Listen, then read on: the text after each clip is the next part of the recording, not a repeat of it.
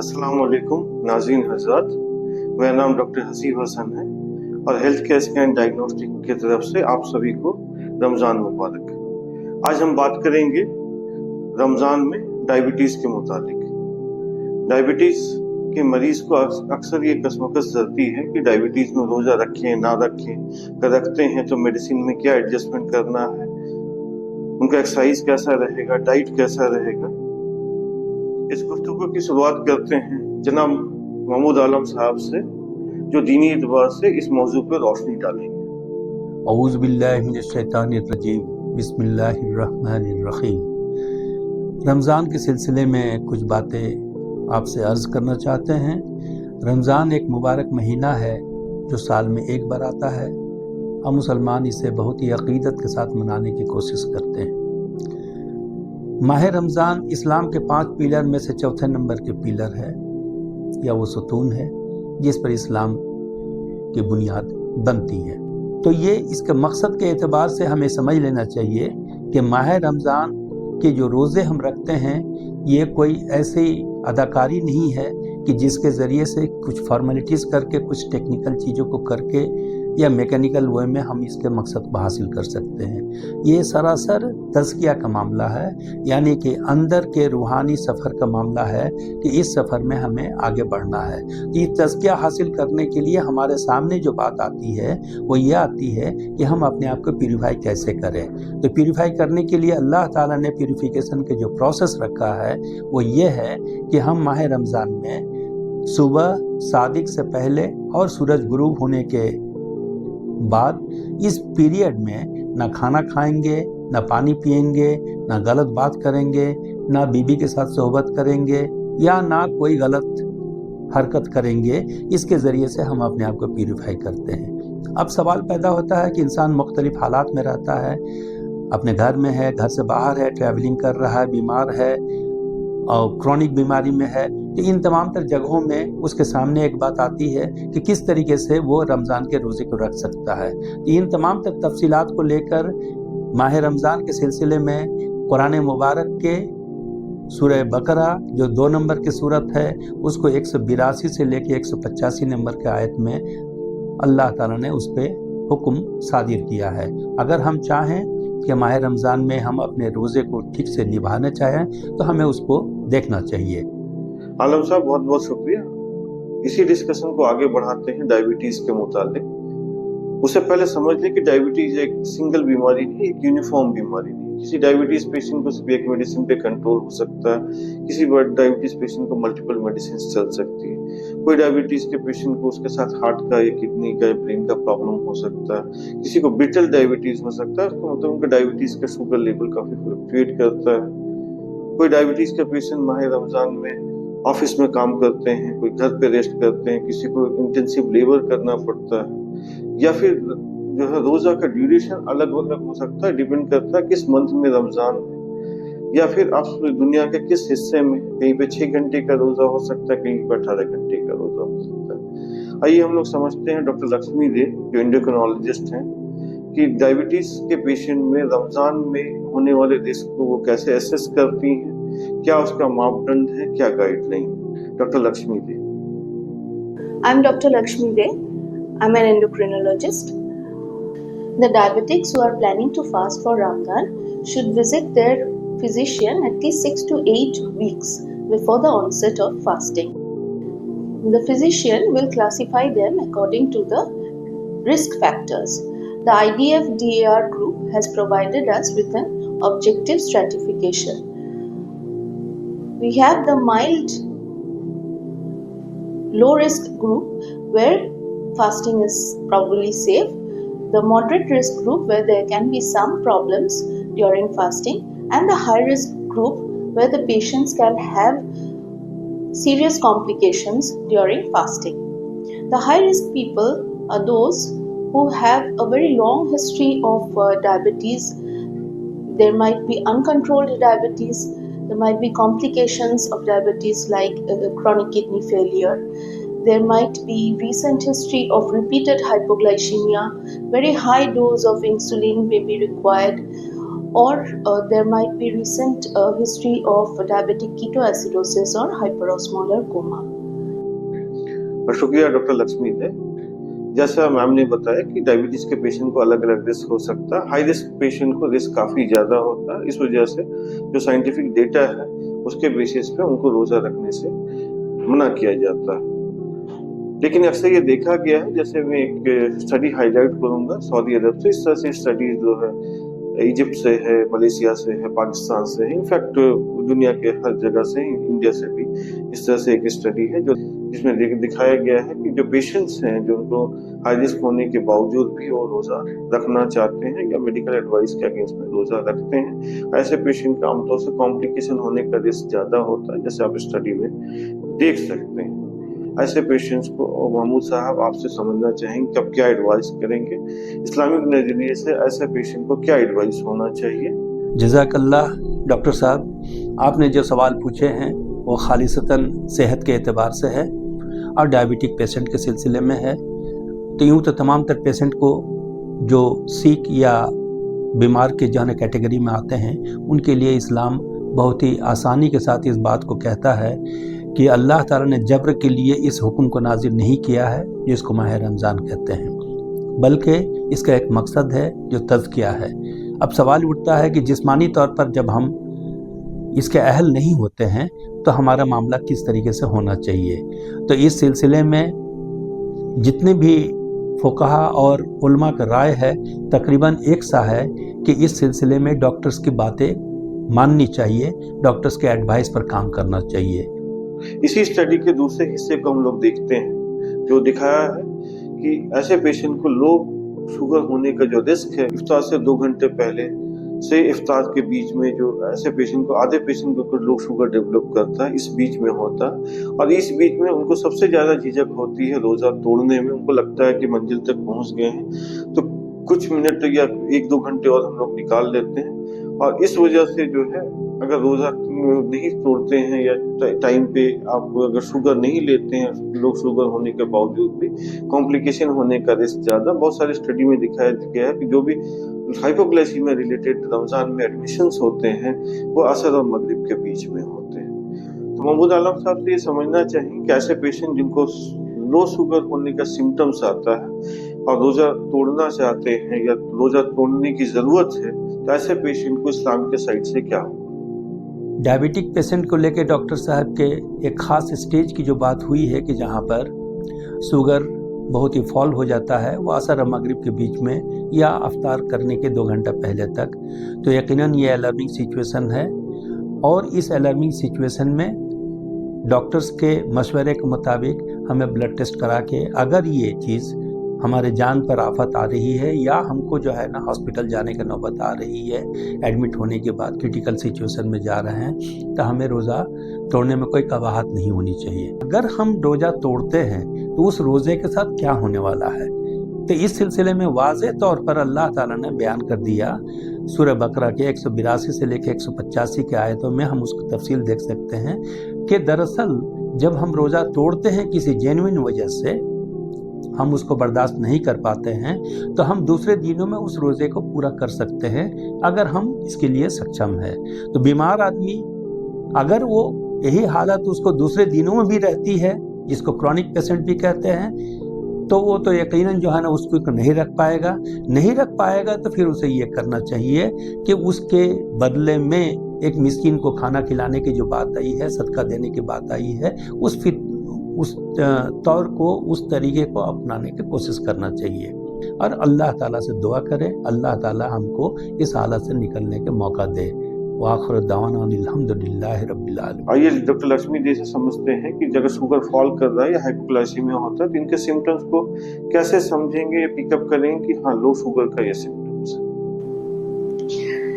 If while fasting the patient feels sick or there is sweating, palpitation, tremor, dizziness, severe weakness, and if hypoglycemia is prolonged, then it might lead to mental confusion and later on unconsciousness.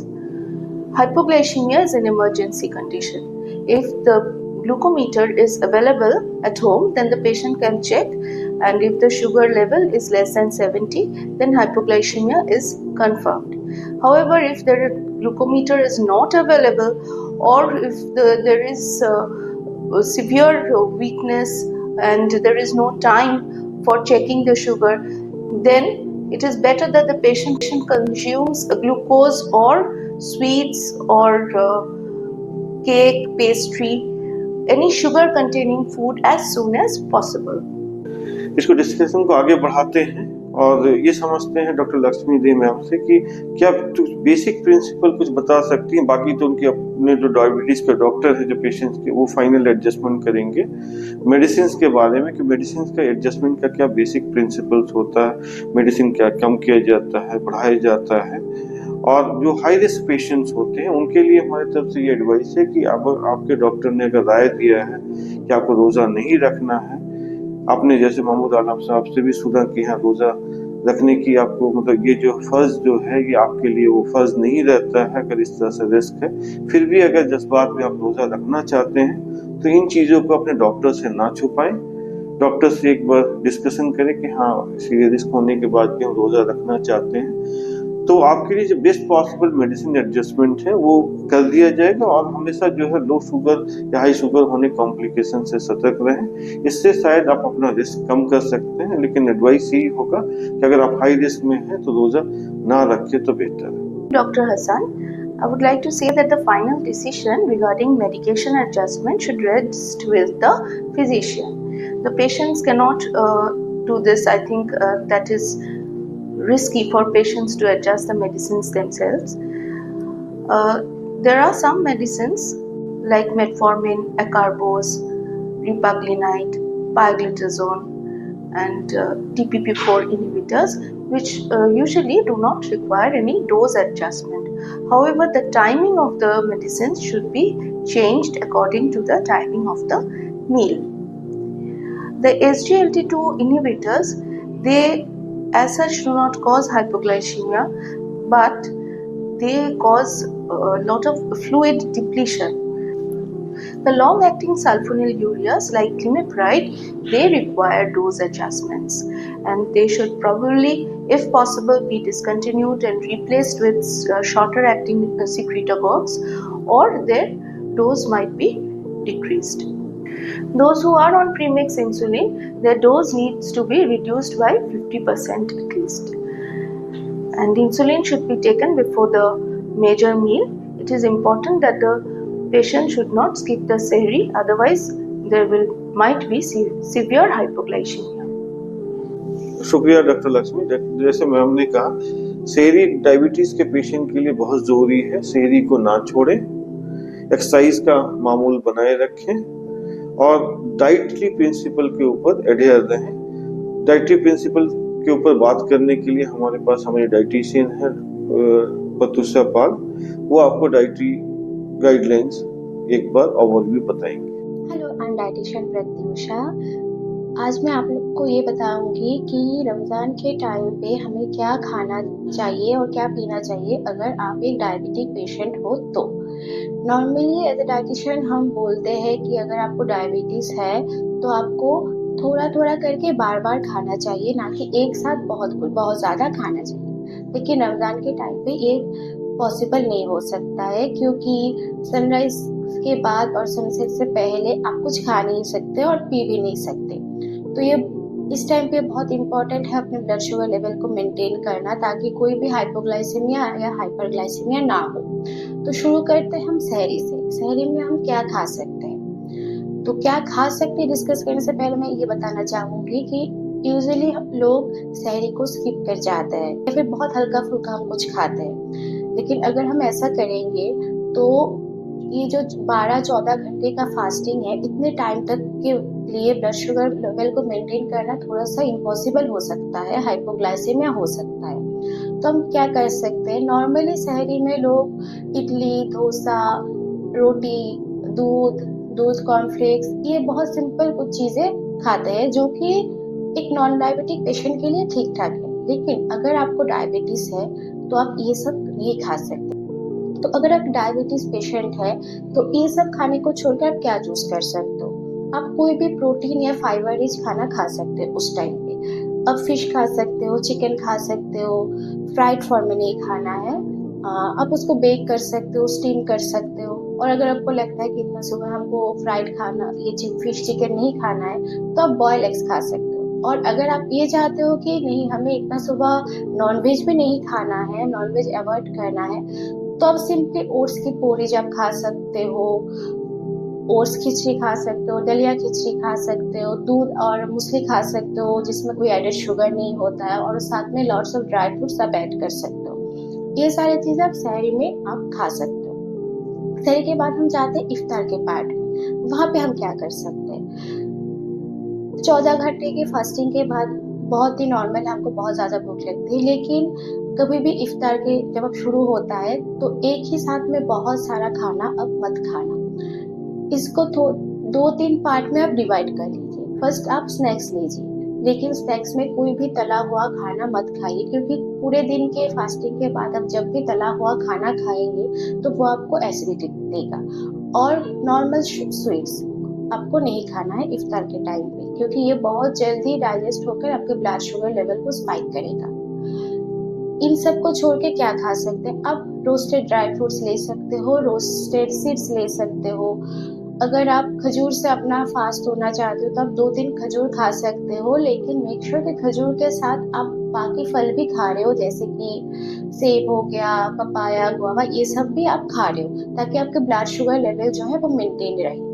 तो अभी snacks के बाद हम आते हैं main course में। Main course में फिर से हमको कोई भी प्रोटीन रिच फूड इंक्लूड करने चाहिए, जैसे कि आप कोई भी टिक्का आप खा सकते हो, पनीर टिक्का, सोया टिक्का, स्प्राउट्स का टिक्का, या भी कोई भी कबाब। लेकिन मेक श्योर कि वो कबाब जो बन रहा है वो चिकन से बने, या फिर पनीर का, या फिर फिश का कुछ बने। मटन या बीफ को थोड़ा सा अवॉइड करना, क्योंकि वो बहुत फैटी फूड होता है जो कि आपके हार्ट हेल्थ के लिए अच्छा नहीं होगा।